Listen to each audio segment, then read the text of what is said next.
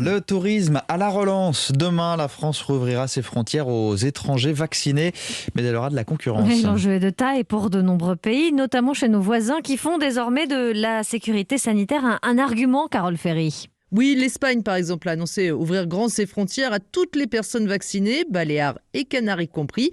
Le pays ne veut pas rater sa saison estivale. L'an dernier, il s'était montré très prudent et bien cette année, il veut reconquérir sa place de deuxième destination, la plus prisée au monde.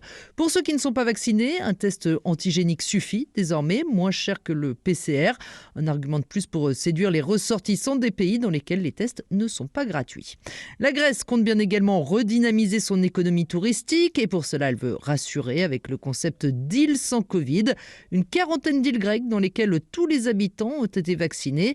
C'est toutefois toujours en cours dans les plus prisés comme Mykonos, Santorin ou Paros. Une idée reprise par l'Italie, tous les habitants de l'île de Procida dans la baie de Naples ont été vaccinés.